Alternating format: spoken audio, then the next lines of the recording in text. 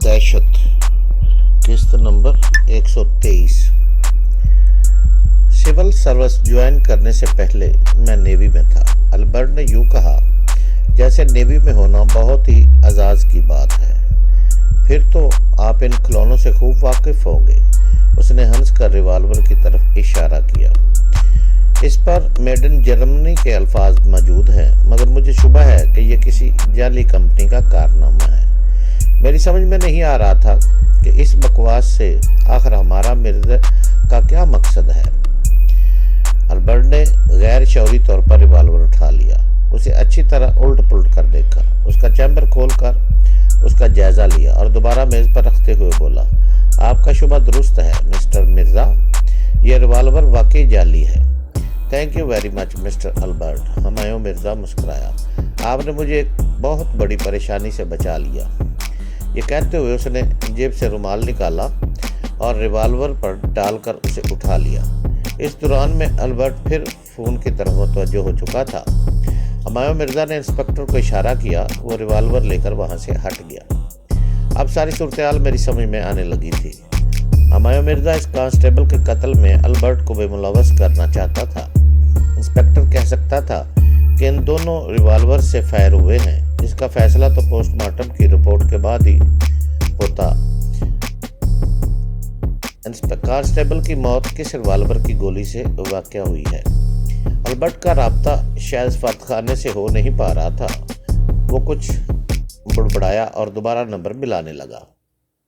इस मरतबा उसे लाइन मिल गई। दूसरी तरफ शायद सेक्रेटरी लेवल का कोई अफसर था। अल्बर्ट ने उसे बताया कि मुझे चंद लोगों ने अगवा कर लिया था, फिर पुलिस ने मुझे इनके चुंगल से छुड़ाया, मगर अब ये लोग मुझे छोड़ने पर तैयार नहीं हैं। ठीक है सर, आप खुद ही बात कर लें, पुलिस कमिश्नर साहब यहाँ मौजूद हैं। यह कहकर उसने रिसीवर हुमायूं मिर्ज़ा की तरफ बढ़ा दिया और बोला, first secretary is on line. Hello, Humayun Mirza ने बावकार लहजे में कहा। जी हाँ, क्यों?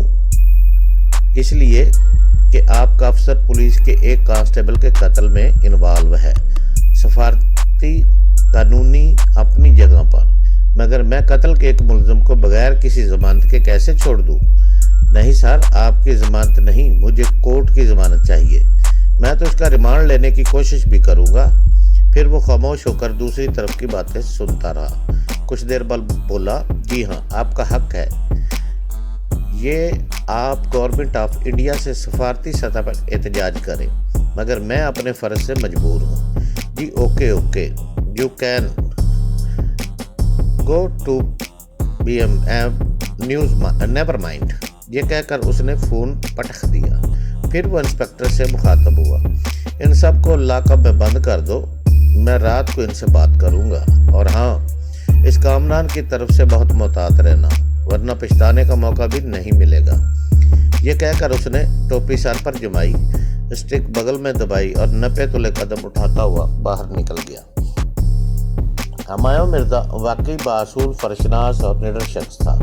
उसके ख़ानदान के कुछ लोग सेंट्रल मिनिस्टर भी थे। वो खुद एक बड़े सियासी घराने का बेटा था।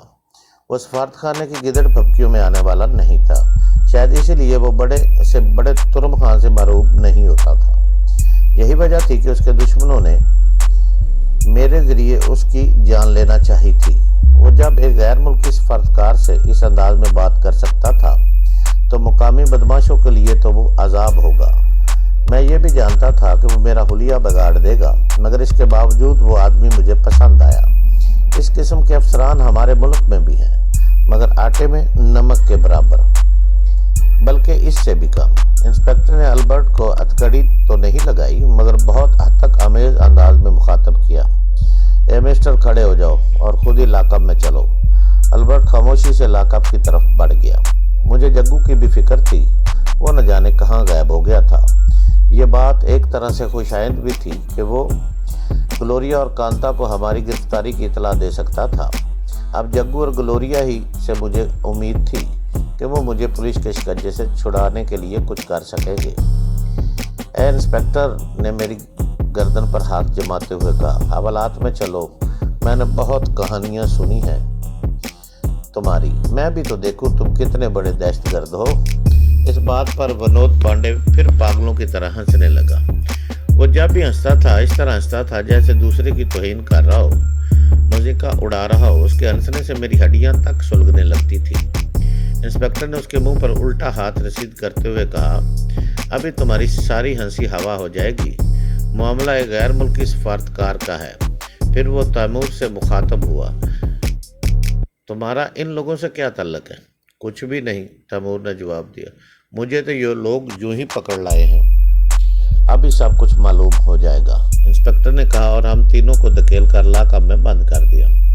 रॉबर्ट को उन्होंने हमसे अलहदा बंद किया था। मैं दीवार से टेक लगाकर बैठ गया और आंखें मूंद कर सोने की कोशिश करने लगा, क्योंकि मैं जानता था कि आज की रात हम सब पे खास तौर पर मुझ पे बहुत बारीक गुजरेगी। तैमूर ने भी मुझसे कोई बात करने की कोशिश नहीं की। ये उसके हक में बेहतर था। अगर इसका तल्लुक मुझसे साबित हो जाता तो मेरी तरह उसे भी एक अजाब से गुजरना पड़ता। अब हमें वहाँ मुश्किल से आधा ही घंटा गुजरा था कि एक हवलदार वहाँ पहुँच गया और बोला, तुम में से कामरान कौन है? वो शायद मेरे मुंडे विसार और पंडितों वाले पुलिये से धोखा खा गया था। इसके साथ 2 बंदूक बरदार कांस्टेबल और भी थे। वाकई वहाँ हर तरफ मेरे नाम की दहशत थी, वरना एक आम मुलजम के लिए पुलिस इतना एहतमाम कब करती है। मैं अभी लॉकअप में बंद था, मगर वो दोनों मुझ पर यूं बंदूकें ताने खड़े थे जैसे मैं धुआं बनकर सलाखों में से निकल जाऊंगा। हवलदार ने बहुत एहतियात से दरवाज़ा खोला। बंदूक बरदार कांस्टेबल मजीद मुस्तैद हो गए। हवलदार ने जेब से हथकड़ी निकाल कर मुझे लगाई और इसकी जंजीर का दूसरा सिरा मजबूती से पकड़कर लॉकअप से बाहर निकल गया। मैं इंस्पेक्टर के कमरे में पहुंचा तो वह पुलिस कमिश्नर हुमायूं मिर्जा भी मौजूद था। उसने तने सर से मेरा जायजा लिया और नए सिरे से मुझे ऊपर से नीचे तक देखते हुए बोला, तो तुम कामरान हो? क्या तुमने सिर्फ यही पूछने के लिए बुलाया था? मेरे लहजे में तनस था। फिर उसे मैंने आपकी बजाय तुम कहकर मुखातब किया था। वो अपनी जगह से खड़ा हुआ और मेरे मुंह पर इतनी जोर से थप्पड़ मारा कि मैं लड़खड़ा कर रह गया।